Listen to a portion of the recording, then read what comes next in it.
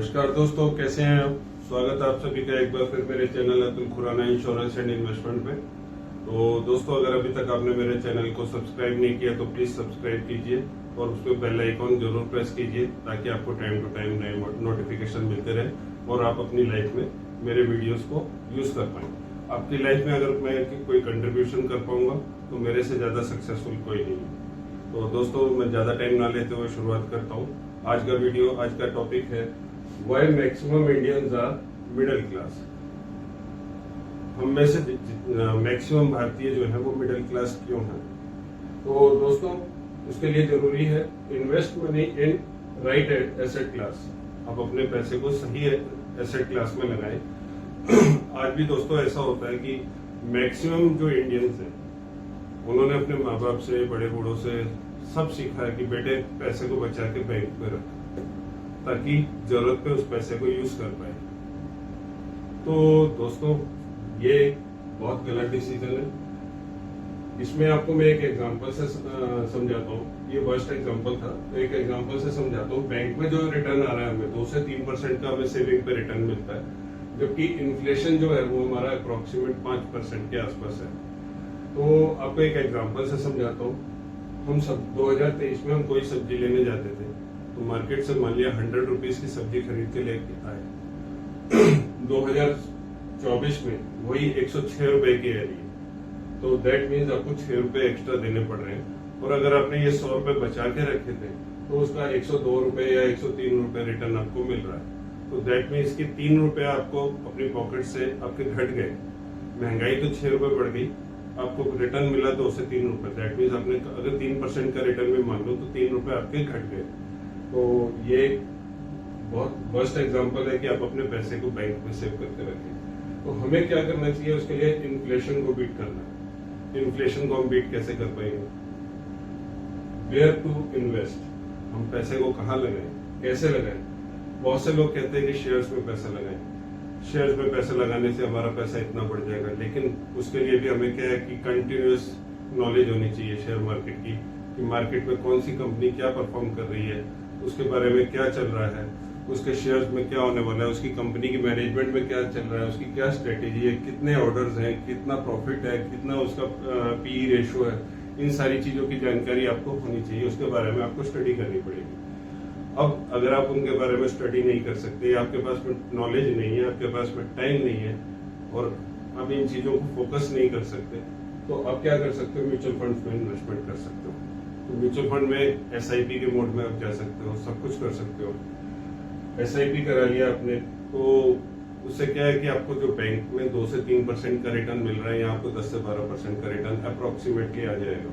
अगर आप बिल्कुल सेफ चलना चाहते हो, डेट फंड में लगाओगे तो भी आपको जो है 7% के आसपास का, 8%, 6 से 7% के आसपास का अप्रोक्सीमेट रिटर्न आ जाएगा। तो आप उसमें इन्वेस्ट कर सकते हो। तो दोस्तों, कई बार ऐसा होता है शेयर्स वगैरह खरीदने के टाइम पे हमें पता लगा,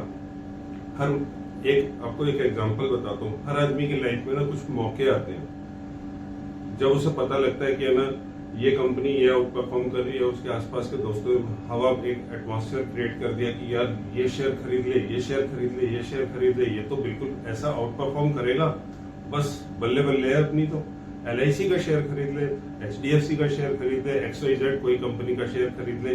अगर तेरे को शेयर मिल गए, अलॉट हो गए तो तेरी बल्ले बल्ले है।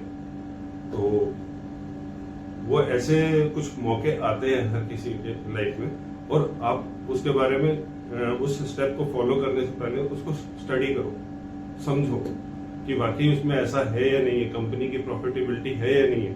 कहीं ऐसा तो नहीं कि हमने ये लिया और कल को टाइड फिश, ऐसा नहीं होना चाहिए।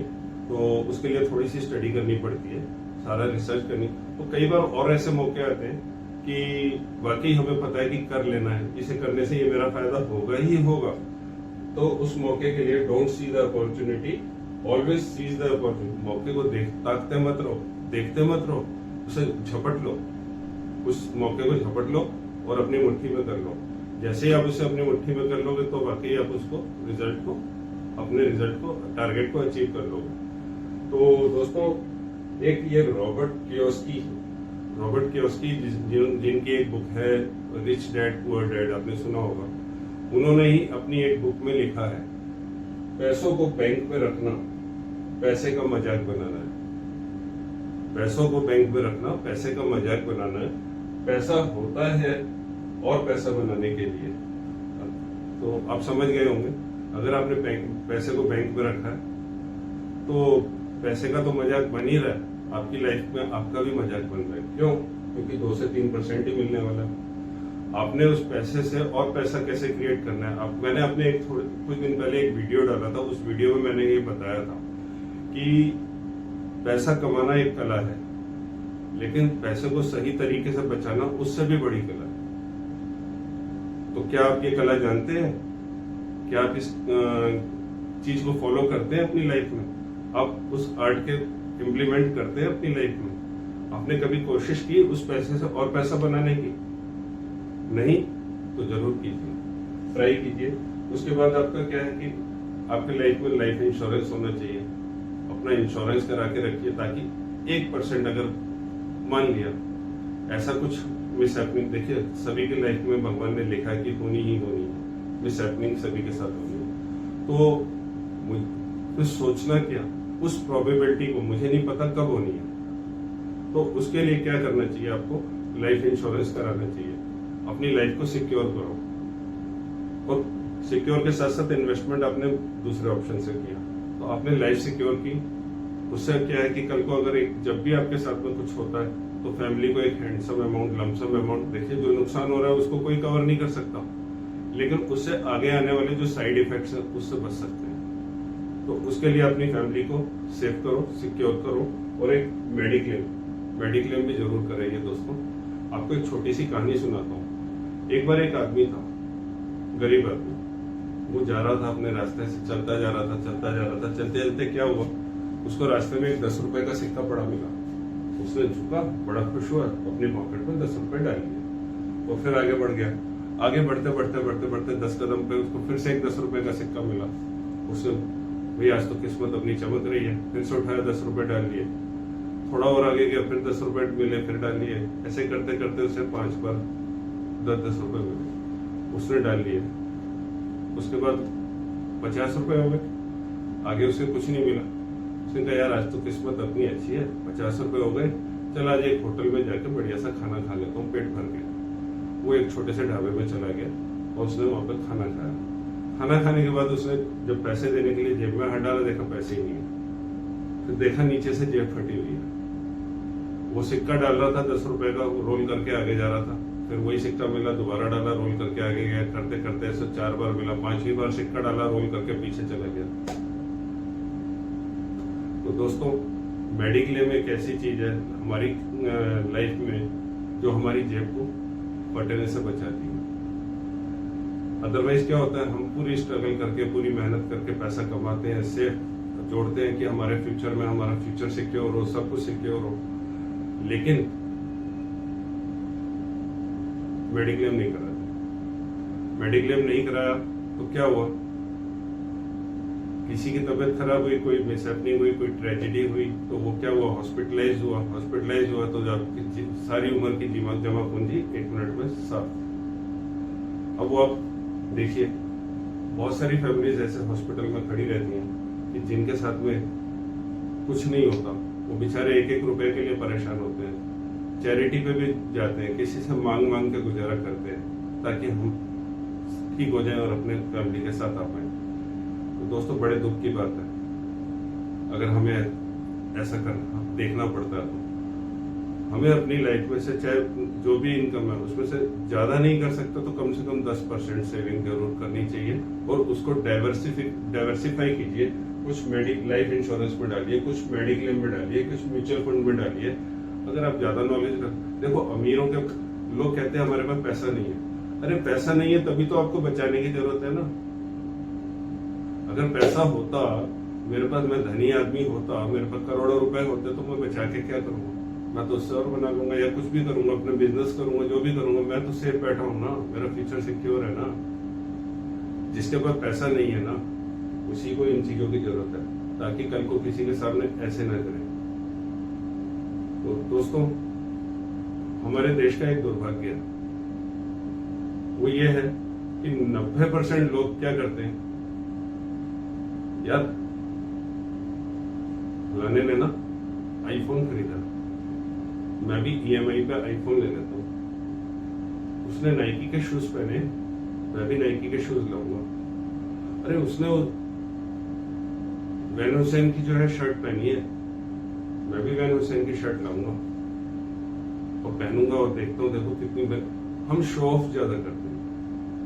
देखो गरीब है, गरीब आदमी तो गरीब ही है, उसके पास शो ऑफ करने के लिए कुछ है नहीं, ठीक है। और अमीर आदमी का तो बस पूछो ही मत, वो तो जितना मर्जी खर्चा करे, जैसे मर्जी ब्रांड के कपड़े पहने। लेकिन मिडिल क्लास जो होता है ना, मैक्सिमम लोग हम शो ऑफ करते हैं। मिडिल क्लास कैसे बनते हैं? मेरे को भगवान ने पैसा दिया, अर्निंग दी, मौका दिया कि मैं आगे मिडिल क्लास से नेक्स्ट लेवल पर जा सकूं। लेकिन जहां मैं नेक्स्ट लेवल पे पहुंचने वाला होता हूँ, मेरे पंख निकल आते हैं, मैं उड़ने लगता हूँ। उड़ते उड़ते उड़ते उड़ते शो ऑफ करने लगता हूँ। शो ऑफ किया और उसके बाद फुस होते ही वापस मिडिल क्लास।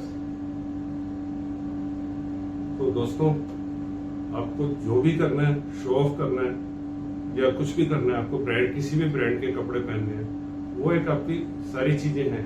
लेकिन वो अपनी अदर उसमें, जैसे हमने 100 रुपए कमाए, 100 रुपए में से आप करो कि ना मेरे को कम से कम 10 से 15 रुपए या 20 रुपए पहले बचाने, बाकी बचे उससे खर्चा चलाना है। खर्चा चलाने के बाद जो बचेगा उससे अपनी लग्जरी पूरी करो, तभी आप नेक्स्ट लेवल पे जा पाओगे। यही हमारे यहाँ इंडिया की प्रॉब्लम है। हम लोग इसीलिए कहते हैं कि हमारे यहाँ पे इंडिया में मैक्सिमम लोग मिडिल क्लास हैं। तो दोस्तों, आज हम इससे आगे कैसे निकल सकते हैं? हम फ्रीलांसिंग करके अपनी इनकम बढ़ा सकते हैं। आप अपनी लाइफ में जॉब कर रहे हो, बिजनेस कर रहे हो, कुछ भी कर रहे हो, फ्रीलांसिंग कीजिए, कुछ एक्स्ट्रा इनकम अर्न कीजिए, उससे सेविंग कीजिए। आज डिजिटल प्रोडक्ट्स का जमाना है, डिजिटलाइजेशन का जमाना है। आप देखिए कि मैं कैसे कैसे क्या क्या नए आइडियाज खोज के अपनी इनकम को बढ़ा सकता हूँ। आप जॉब कर रहे हो, कुछ भी कर रहे हो, करो ना, उसके साथ अपनी इनकम को एडिशनली बढ़ाओ। आलसी मत बनो, उसे आगे बढ़ाओ। जब आप अपनी इनकम बढ़ाओगे, अपने शौक भी पूरे करोगे, अपनी सेविंग भी बढ़ाओगे और अपने देश को भी बढ़ाओगे और मिडिल क्लास की कैटेगरी से भी बाहर निकल जाओगे। उम्मीद करता हूँ आपको मेरा वीडियो पसंद आया होगा। इसी के साथ थैंक यू, बाय बाय।